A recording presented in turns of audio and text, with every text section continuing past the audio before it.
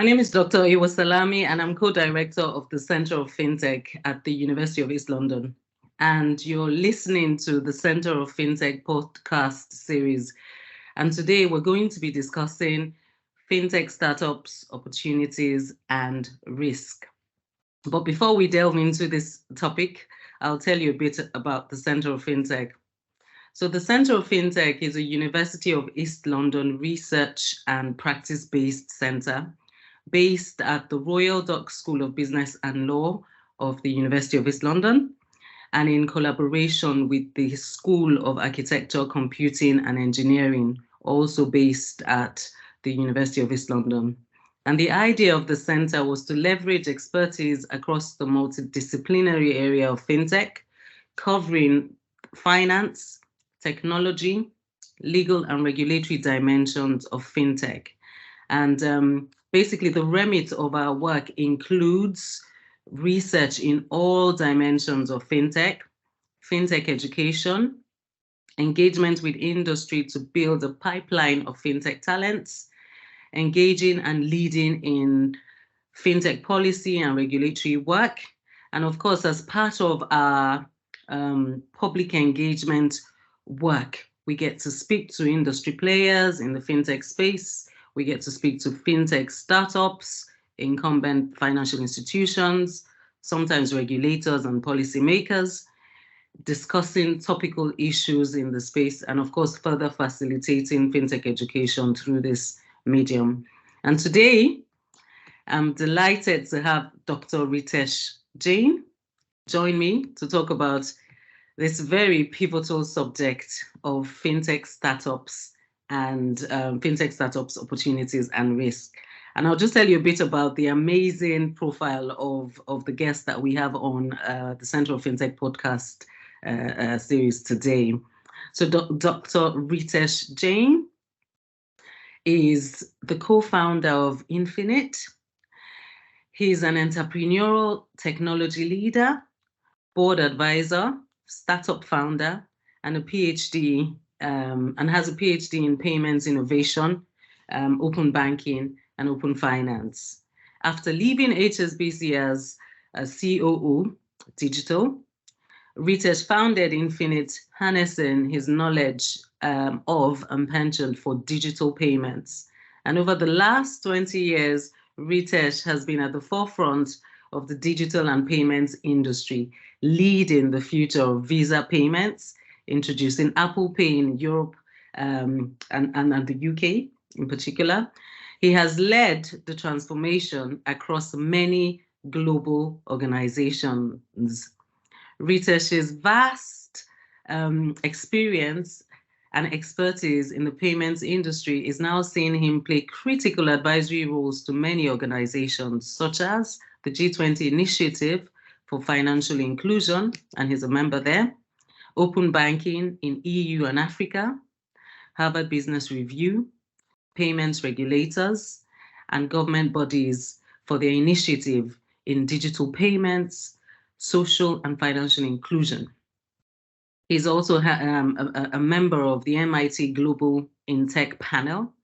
He has also been a mentor to the UK Parliament's Digital Initiative and many other startups.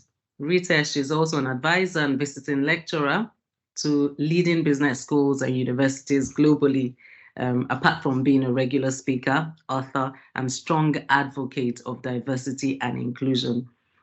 And most especially, particularly to us at the Centre of FinTech, he is a member of our advisory board and a very invaluable member indeed. And so today, we are really delighted to have Ritesh join us today. So I'm going to, basically hand over 2 to 3 minutes to Ritesh now and to just ask Ritesh, if I've done justice to covering your amazing profile, and if I haven't, so if I've left out anything, if you can kindly, talk about that to our listeners today, or tell us the parts that I've missed out. Thank you. Thank you, Dr. Iwa, and pleasure is all mine to be here at the Centre of FinTech.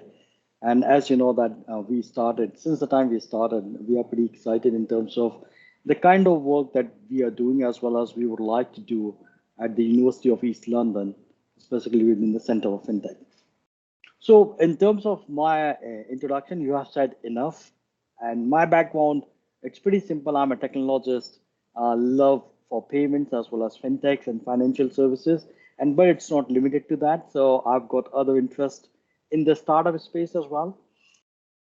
And such as, like I said, as a founding member for the Visionaires, which is a group of Informa and IBM, as well as a founding member of CEAI, which is again focused around the AI innovations across the world, as well as I'm a founding member for the Metaverse Council and World Metaverse Council, which we have just started and focusing around the initiatives in that space. Now, pleasure to be here to talk about the fintechs today. And I would really like to be as open and clear as well as humbly at your service. You tell me what you would like me to talk about, especially in the payments of fintech, and I will be at your service.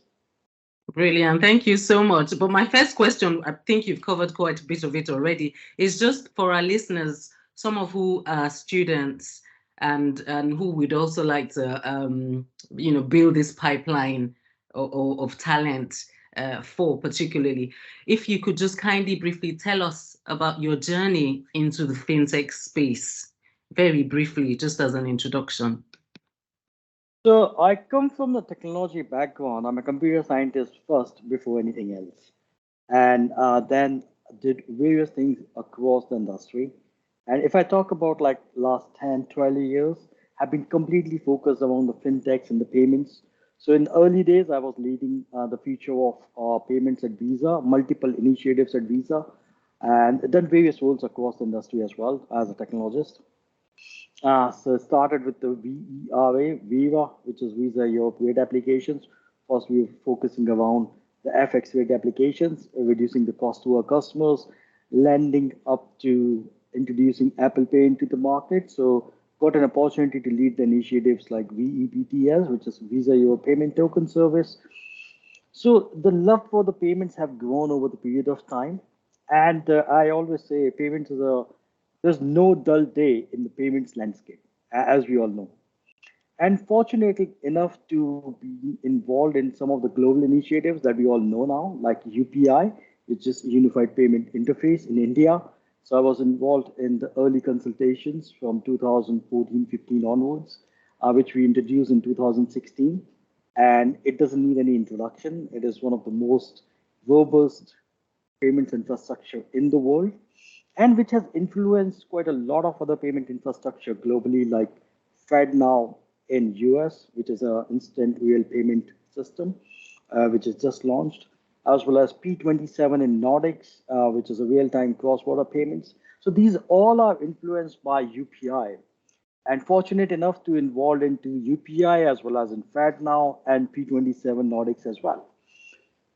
Now, in terms of my own journey, coming from the technology as well as coming from an entrepreneurial background at early age, I started actually working at the age of 14, not in technology, in a different field, right? And so while I was working in the future of payments, I started the side hustle. I was helping out building up a wealth management company back in Asia. As of 2020, that became one of the top 10 wealth advisor in India. Now, so that's where my journey started in the fintech space directly, which is outside the corporates. With the corporates, I have always been focused around innovation, building new products and services. For example, building up data as a service for Visa, which is way back. Sooner I realized that we set a significant amount of data and we could utilize the data to build data as a service. And so those initiatives, you can call it as a fintech, but that is within the corporate structure. Outside corporate structure, the side hustle as a building of the wealth management companies and building up the other fintechs in Asia, as well as I've got a portfolio of fintech companies. So I'm an investor as well as an operator.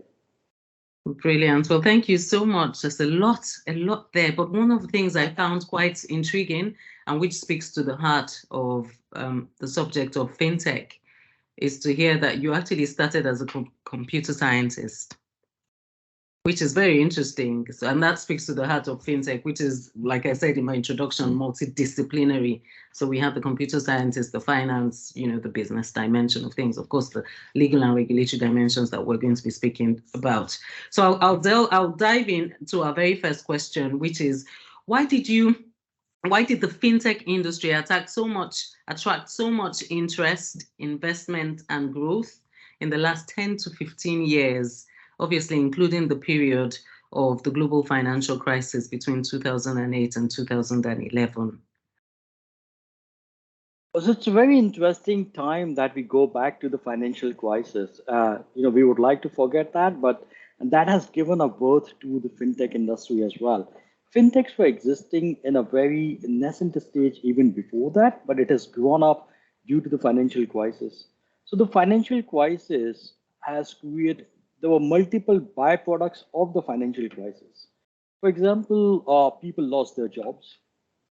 The economies were struggling at that point of time, as well as the increasing regulatory and the compliances in the industry. And one of the major factor, what we have experienced and seen, is distrust in traditional financial services by the consumers. When I say the consumers, these are the retail as well as the businesses. So that's what happened in 2008 to 11, and which has given a push to the fintech industry. At the same time, there was one more beautiful thing which has happened around the same time or even earlier than that. In 2007, iPhone was launched. And so that was the revolution in the mobility. So the revolution in the mobility and the financial crisis, distrust in the consumers, looking for the better services in the financial services. And that's what given the birth at the fuel, the innovation in the fintech space as well as in the financial space. So that's what we have seen. So these were the major factors. Now, what happened, like people, when they were out of the jobs, they started thinking about how we can make it better for the consumers, how we can remove friction for the consumers from the traditional financial services. So the whole idea about the fintech is providing a better customer services to the consumers, better products, though they are using traditional financial services as a pipeline to a greater extent, but they become the service point for the consumers. And that's what fueled the growth in the fintech space. And as I said, there's no dull day in payments. And everything in the financial services evolves and revolves around the payment industry. You talk about the wealth, you talk about the retail transaction, you talk about buy now, pay later, you talk about checkouts, you talk about anything. The underlying infrastructure that you're going to see where it will end up is the payment infrastructure. So what we have seen is the growth in the payment infrastructure and the evolution of the payment infrastructure over the period of time. As I said about the UPI or the real-time payments, instant payments, QR-based payments, that has given opportunity for the tech fin and the fintech. I'll come back to it in a minute. To build the new product and services to fill the gap that consumers and the businesses were yearning for. And that's what really happened during that time. So what I said about the tech fin and the fintech, as we know about the financial technology services, tech fin has seen a growth as well. So the typical IT services company, which were providing services to the financial services to an extent, they have grown over the period of time and started providing the managed services to the financial services. And we have seen a significant growth in the tech fin space as well. So these are the multiple reasons why we have seen the growth and seeing the growth in the fintech so far, as well as when it comes down to the investments. As an investor, as an individual with the love for the payments in the fintech, I can talk about from the investments perspective because it's an area which is directly related to the consumers, and it gets into the customer life cycle. because everything evolves and revolves around the payment as well as the finance. So it's a huge opportunity in terms of scale. And that's where investors have seen early on, and that's where they have fueled the growth with the investments. So even today, if you look into the fintech investments from early on, let's say 2010 onwards until now, it is constantly growing. Though people will talk about the fintech winter or the winter for the funding, but I don't see that happening. The winter that we see, like for a time being in a particular space, that could be the early stage startups or could be in G2 Series A. When you talk about the growth funding, I'm not seeing a dull day over there. I'm still seeing quite a lot of funding in that space. So now even the investors have matured and they are more focused on the due diligence of the startups, whether they are in the early stage or whether they are in growth stage. Look for an opportunity, whether they are scalable, whether they will be able to capitalize the founder's background, founder's capability, because it's not just about an idea, it's about the scalability, it's about the execution. Brilliant. Brilliant. Thank you so much. There's just one or two things I'd like to pick up from what you've said. And obviously, some of the things that you've said sort of lead nicely to the second question. But just before I talk about what you've said that leads nicely to the second question is that your concept of fintech and tech fin. I like how you nicely explained the tech fin dimension of things, because usually when we speak in terms of fintech, we generically refer to the financial institutions that want to branch out into innovation as fintechs. But I like how you say even the technology companies that originally were built as technology companies now actually deviating, or well, maybe not deviating, not launching into the finance space as well, the tech fin, as you like. So thanks for actually differentiating and clarifying that. Now, the second question I wanted to that I'd like you to maybe just tease out slightly more for our listeners who perhaps aren't well versed in fintech entrepreneurship and how to sort of access funding.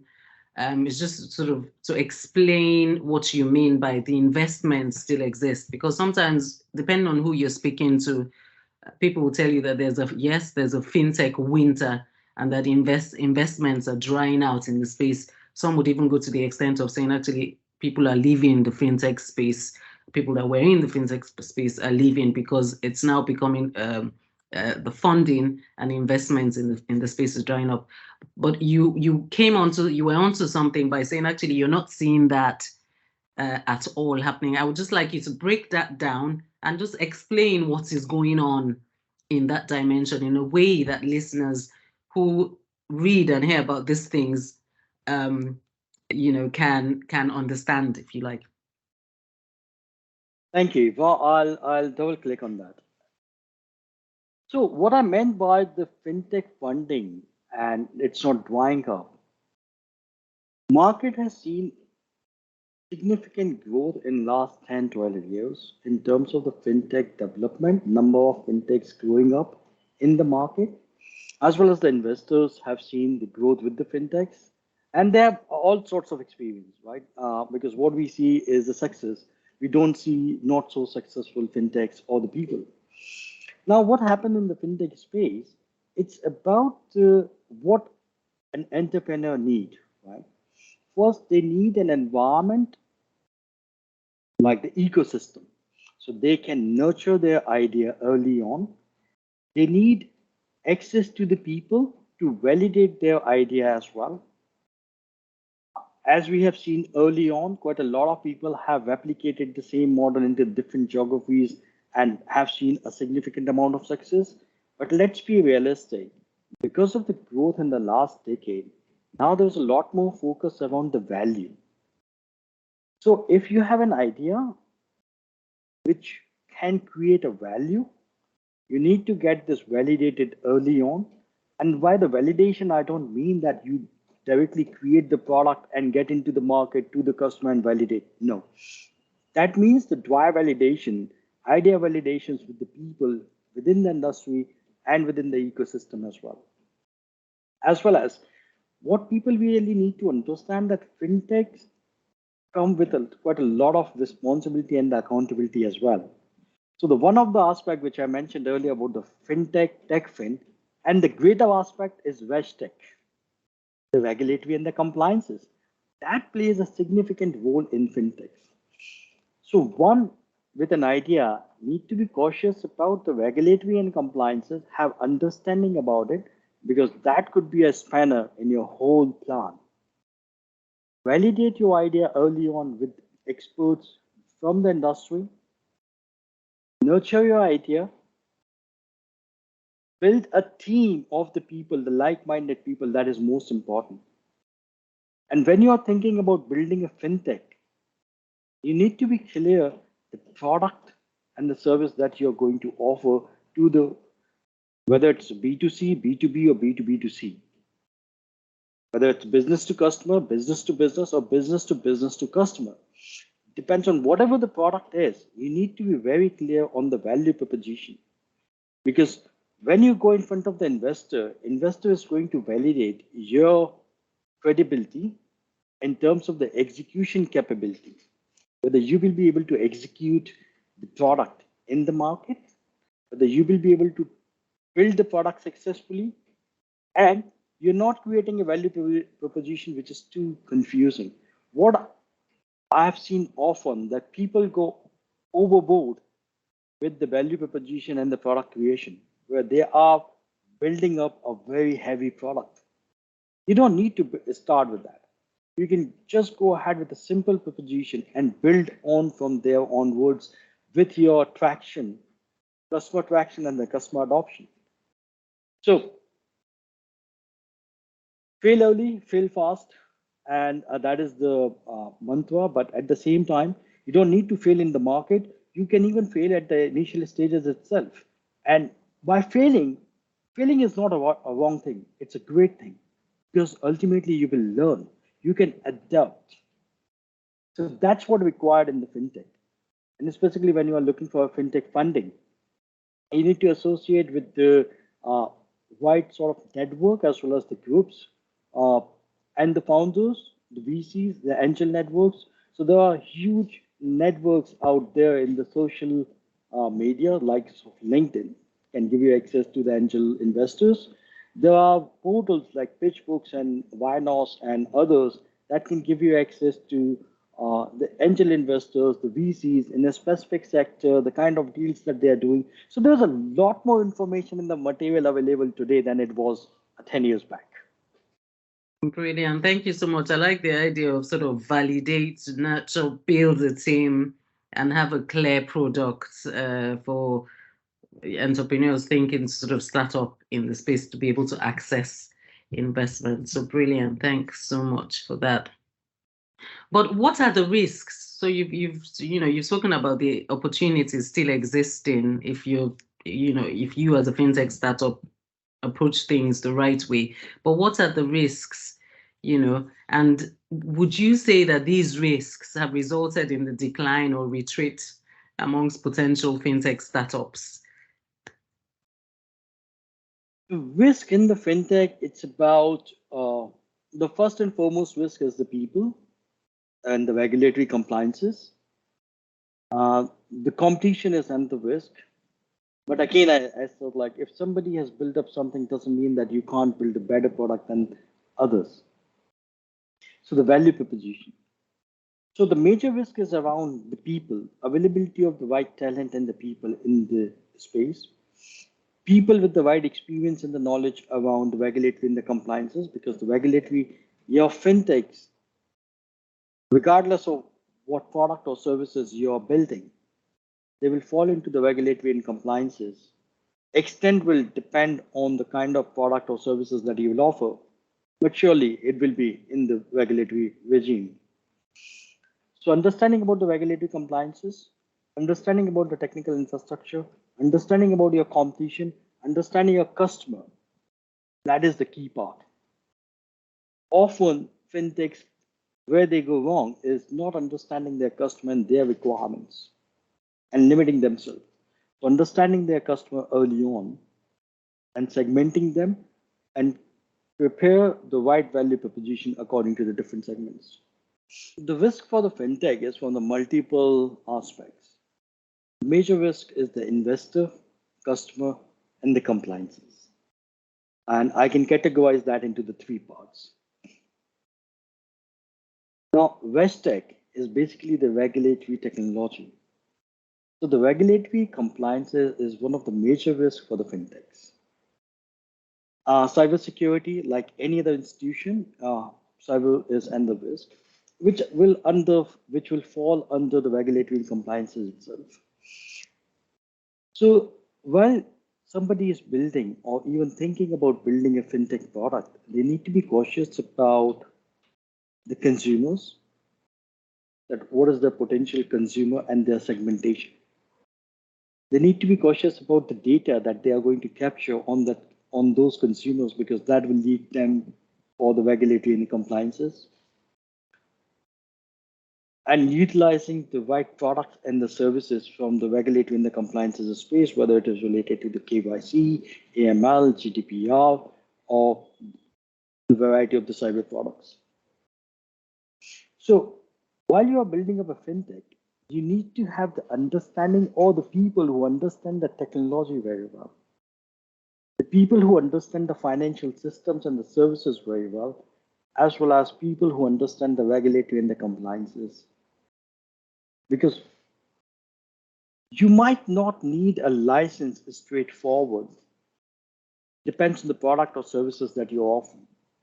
And I can talk more in detail in some other session, like what sort of regulatory compliances, what sort of license requirement would be for which sort of product.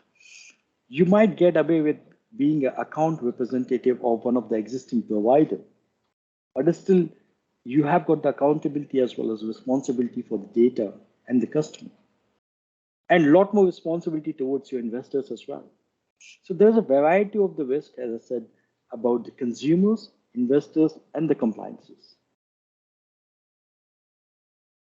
Brilliant. And the other part, the major part, is your competition in the market. And understanding about any events or any regulatory changes which could put your fintech idea into jeopardy completely. I can tell you about umpteen recent or past events. For an And example, just before you continue, an interesting thought came to my mind, and that's are the risks different for the various types and areas of fintechs that come up? So when we speak in terms of fintech, we know of sort of different types, those involved in what used to be sort of traditional type finance. You mentioned at the start your Revolut, your Monzo. Are we talking about sort of fintechs properly in sort of payments, payments type, space, sort of mobile payments or crowdfunding types? Are we looking at sort of digital assets? So the risks, are they sort of much more exclusive to certain types, or is it certain types of fintech products and services, or how would you explain that? sure. So I'll start from the 50,000 level view, and then we can go to the ground zero by picking one of the segment. At the top level, your risk are three parts of the risk: investors, customers, and the compliances. And compliances will cover your everything from the data, cybersecurity, and the various regulations, right? It could be a payments regulation, e-money licenses, which is related to your money holding capability of your customers. Now, what you said, it's very important as well to understand that what are the different risks for the each segment. So if you're in a payment space, so if you're providing the payment services, suppose if you are providing a typical open banking services, which is the account aggregation or the payment initiation service, then your risk is mainly around the payments data, the payments transaction, and the customer data, right? So you fall majorly into the payments regime. Now let's come back to the wealth management space. Now you as a fintech product providing an overlay service to manage the variety of the investments, whether it is directly into equity market, derivatives, or any other segment. It really doesn't matter which asset class, but any asset class. So you will be falling into the wealth management regulations by that particular jurisdiction. When I say the jurisdiction, for that matter, within the UK, we can look into the FCA, PRA, and the variety of the other regulatory bodies, but that will change as per the different jurisdiction or different countries. And the regulation as well varies quite significantly as per the different countries as well. So the risk at high level, it's same. When you go vertically downwards, then your risk would be as per the segment where you're providing the services. Depends on the customer and the businesses and the jurisdiction. So it's a combination of things that will get in play. Now let's come down to something which is more interesting, like of buy now, pay later, right? Which is much talked about in the recent past. It's a type of embedded finance, and one of the most beautiful product, I would say. But at the same time, if it is regulated, I have all love for the embedded finance as well as buy now, pay later. Now, the buy now, pay later, for that matter, is regulated in some of the jurisdiction, but not others. UK is looking forward to regulate buy now, pay later. So if you're building up a product in the buy now, pay later today, it is not regulated directly. There are indirect regulations which impacts the buy now, pay later. But sooner rather than later, there will be a direct regulations for the buy now, pay later in the country. If you go into the other jurisdiction, there are or there aren't regulation for the buy now, pay later. So if I say in nutshell about the regulatory and the compliances, I will give it back to the regulators as well, that they are working very diligently for the last decade, to catch up with the innovation in the financial services space. And let's be realistic, the regulators are going to follow the innovation. They can't be ahead the innovation. So the regulations are going to come up and mature over the period of time. But they have done a fabulous job in the last decade. For that matter, if you look into FCA, they were the first one to build up the sandboxes to fuel the growth in the fintech space in UK, European markets. So there's quite a lot happening in the regulatory compliances as well to make it easier for people to innovate at a pace. And regulators are working diligently to lower the entry barrier for the innovators. Brilliant. Well, thank you so much. So much. One of the points that I noted that you said is that the risk really is very much dependent on the customer, the business, and the jurisdiction. And the jurisdiction, and like you rightly pointed out, the UK, for example, kind of leading in that whole space, particularly when you look at sort of regulatory sandboxes. It's in order to sort of ensure that these products, before they come to market, they're actually safe to sort of operate within that offer the service that they're offering to clients and to consumers. Okay, well, thank you so much for that. That's very insightful. So I just sort of moving now over to the next question. I just wondered if you could provide 2 to 3 key advice to potential founders contemplating or exploring opportunities in the fintech space. Again, of course, this will might vary depending on the area that they're sort of looking to venture in. But what would you advise? What would you be speaking to a young entrepreneur, for example, who's seeking, for example, to branch out or explore the fintech space? First and foremost, if you want to get into the fintech, you need to understand the landscape. As we go and jump in the water to swim, you need to know how deep it is.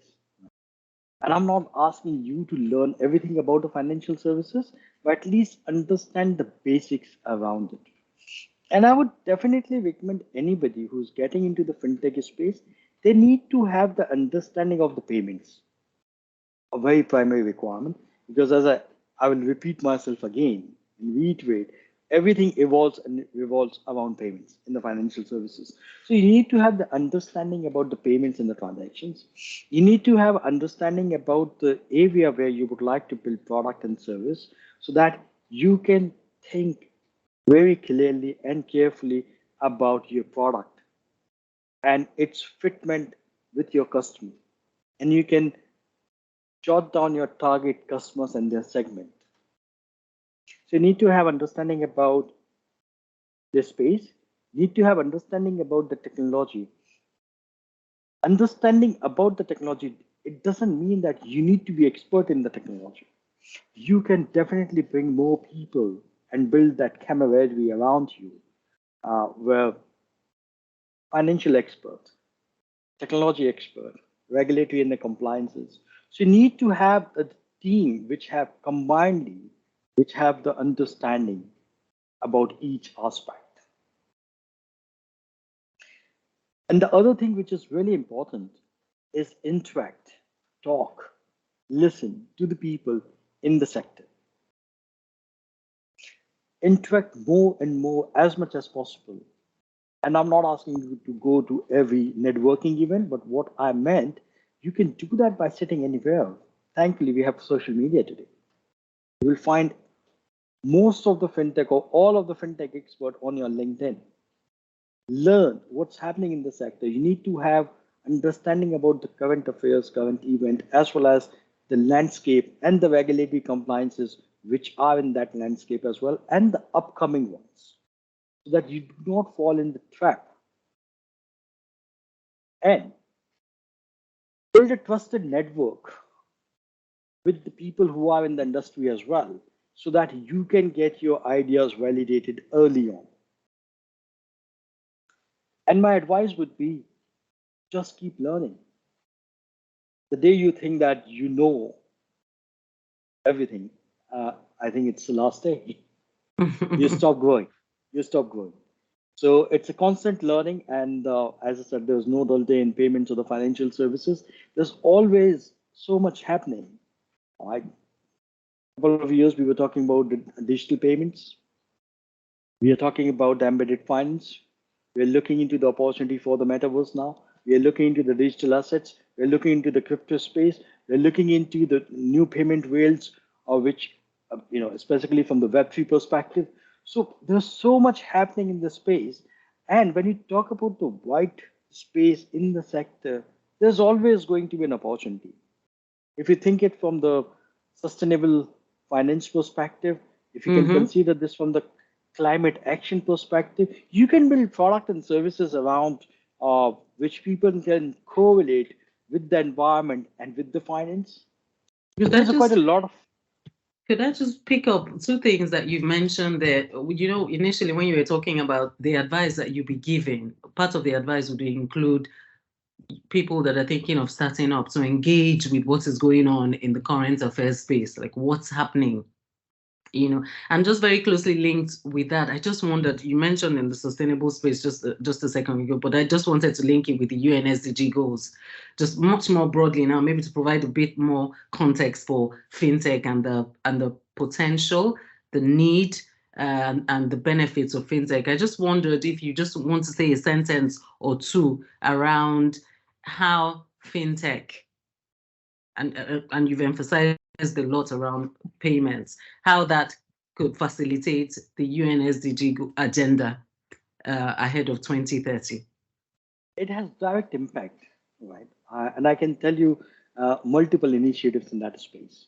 So I sit as a member advisor on the G20 GPFI, which is the Global Partnership for Financial Inclusion. And so I put my dollar where my mouth is. So while I talk about the financial inclusion, so whether you talk about the poverty, whether you talk about the environment, whether you talk about the sustainability, right? There's a lot of opportunity for fintechs to grow in that space. So sustainable finance, that we are already seeing a significant amount of growth. We are seeing growth in the carbon market, whether it's related to the carbon credit, offsets, in that space. If you think, and I can tell you direct implementation of the fintechs in that space as well. There's a lot of opportunity in terms of the financial inclusion based product. Basically, when people say the financial inclusion, their focus is around like, and by the definition that people should have access to the finance. And I go a step further and I say, people just don't need access to a financial product. What they need is access to money. Mm-hmm.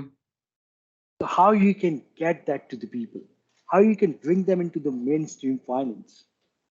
And day in and day out, the amount of initiatives that I'm seeing around the UNSDG and the financial sector in the various jurisdictions, it's phenomenal. So there are, you can definitely look into, if somebody is starting into the fintech space, they should look into how they can create a value towards the net zero over the period of time, utilizing the financial services. What are the different product and the services that they can build up? As we are talking about the carbon credit, there's a huge opportunity that I can foresee at the moment in the plastic credit space as well. So what I tend to look into a startup, any startup idea, and looking into that from a finance perspective, because Mm-hmm. I'm sure there's a finance angle. I'll give you an example about one of my mentee. So in Asia, in India, or in the different countries, the emerging economies, we have got a huge manual labor, and this labor, uh, the contractors need them on a regular basis, and these laborers, they get in the market early in the morning, and then they hired by the contractors. So this gentleman is digitizing the labor across the country in India, which is a phenomenal job. I fell in love with the idea as soon as I heard it. See. That's immense opportunity. But at the same time, my view is you can provide the financial services to these laborers as well. If you look Mm-hmm. into the mobile penetration, the smartphone penetration in the labor class, that is 60%. I'm talking about the smartphone penetration. And if you talk about any phone penetration, that is 95%. While you're digitizing the labor, you are providing them the better services, you are upskilling and reskilling them for their betterment. Mm-hmm. At the same time, you can provide them the financial services and access to the financial services as well, whether it's related to the insurance, whether it's related to the cards, whether it's Yes. related to the bank accounts, or Yes. the low cost lending. Brilliant. It is just an example, That's but similarly, there's a lot of opportunity in this space. yes. And I've just got one more question because I've noticed we're really running out of time here now. And just one last question. How do you see financial services in the metaverse? I mean, this is a crazy question because, of course, the concept of the metaverse, of course, is some people see as, still in concept phase, doesn't exist in reality, may never exist. And some people, particularly businesses that are delving in the space, see it as a huge world of opportunities, the next phase of opportunities, in short. So I wondered, how do you envisage financial services in the metaverse? Would it be in the context of crypto assets and in the way we're transacting with crypto assets currently, or would it be in the context of, virtual and augmented realities, gaming, but using crypto assets as mechanisms to earn money whilst people are gaming in that metaverse space? I mean, how do you conceive financial services in the metaverse? If you can be so kind to answer this question in not too I would very be, long, I would be delighted. in a few Uh, minutes. So in metaverse is in early stages at the moment, right? And in terms of the financial services, I guess the financial services mindset and the culture has changed in last decade significantly, as we all experience. And coming from the financial services, traditional financial services, I can say so with the first-hand experience. Our mindset has changed. We are adopting the technology early on. though in a very restricted and a smaller, with the smaller use case to start with, while the technology is building up and developing and the regulatory and compliances around it. Now, what I see metaverse as an opportunity for the financial services before the metaverse itself, they have got a huge problem to solve at their end. That is, first thing is the culture. Second thing is the tech talent. The third thing is related to the conscious and the contextual banking for the customer. Right? Then let's talk about the metaverse, that what I envisage metaverse over the period of time with the maturity. I see that there's a huge opportunity for the financial services over there, and that would be related to creating virtual environments, virtual banking for the people, providing them the real life sort of experience in the virtual environment, and facilitating the customer service with more interactive and coming closer to the customers. In terms of the interaction, that would be the digital assets as well as the traditional money as well. So there is an opportunity for both the worlds. As we are moving into the Web3 space, there is a huge transformation that we are going to see from the Web2 to Web3. There are different challenges related to the identity. There are different challenges related to the payments, which we are working on it at the moment. But it's all about the customer interaction. It's all about the customer experience. It's about the operational efficiency and reducing the cost as well. So it's an opportunity for the financial services in a longer term to reduce the cost in the virtual environment. And that's the way I look at it. Because if you see that today's problem, whether it's for the financial services or for the fintech, the fintech faces the challenges related to the cost of capital and the cost of customer acquisition. The large financial institutions are facing challenges related to their infrastructure and so basically they are transforming their infrastructure so that they can move at a faster pace. They both need each other. Sorry, I diverse slightly from metaverse to fintech and the financial services, but we need to understand whether we talk about the fintech in the metaverse or the financial services in the metaverse, these are very early days. We can read the stories and the reports of various financial institutions talking about the 13 trillion opportunity or the 15 trillion opportunity or the 5 trillion opportunity, but that is a long shot. Let's sort out the basic problem first. Of today. I like how you say it's really fundamentally about customer experience. And obviously we're still sort of lighter years ahead, I think, from where we are at now. And on that note, would you like to respond to that? I wouldn't say it's significantly distant, but the way I see it, that the financial institutions, while they yearn for the latest technology, they need to solve the fundamental problem of the customer friction first. We still live in a world where, roughly 1.5 billion people do not have access to the financial services, right? At the same time, we are talking about creating the financial services in the virtual environment. And I would say, hey, can we solve the problem first? Can we get people into the mainstream finance first? Can we serve our customer in a better way? Remove their pain, remove their friction, and then they would be more than happy for us to come with us in the metaverse as well. It's interesting though, because some people will say to that some of the technology actually deals with that financial exclusion that traditional finance hasn't resolved. So in some of the ways that obviously poorer people and people in poorer regions will need access to the internet, they need access to a phone, access to a laptop to be able to engage, and those types of people are people that can't afford anyway.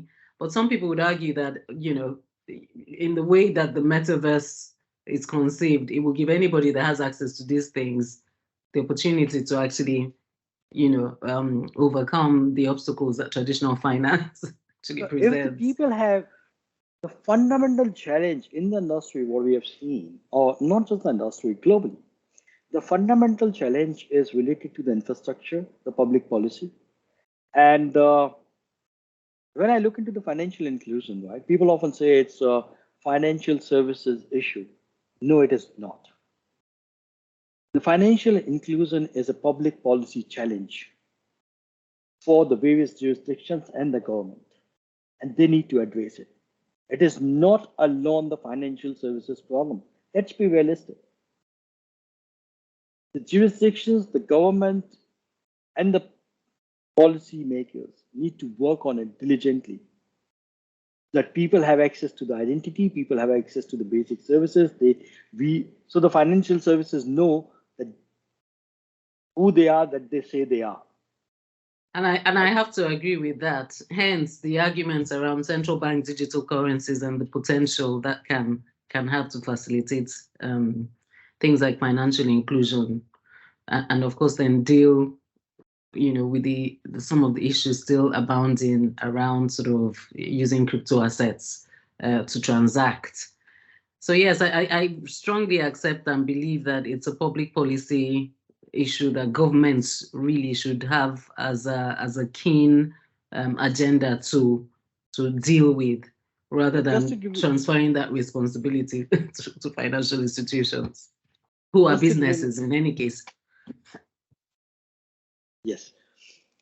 So, as I said, I'm a policy advisor as well as policy advocate in the various jurisdictions, specifically in India, is on and around the digital stack. So I'm sure it is well-known case study, and people know about the UID, the unique identity in India, which is Aadhaar card, which is unique identity for an individual, which has opened up the doors, multiple doors for the people. So Shri Modi ji, PM Modi, have started with initiative for the no frills account for the people, which has fueled the financial inclusion in the country. So at the same time, the payment infrastructure, which has given legs to the MSMEs, and it has fueled the growth in the economy. But at the same time, so when we talk about India as a country, as a model, right? It's a digital stack. It's the digital public infrastructure and the public goods. The way India is building up at the moment, whether it's related to the digital commerce, whether it's related to the credit enablement network for the people, that is phenomenal. So I would definitely look into the world and request them to look into the digital stack. I'm not saying that because I'm an Indian. I'm saying that because that is the way forward. What India did in terms of the digital public infrastructure and the public goods, that they did not wait for the regulation to create and build the regulation. However, they are building the digital infrastructure which will enforce the regulation, and you can evolve from there onwards. And that is the way forward. It's very interesting ideas there that you've shared. And I have to say, we've really tremendously run out of time. But on that note, Dr. Ritesh Jain, I'd like to say thank you so much on behalf of the Centre of FinTech. And thank you for featuring on our Centre of FinTech podcast. It's been a delight to have you here today. Once again, my name is Dr. Iwa Salami, co-director of the Centre of FinTech. Thank you.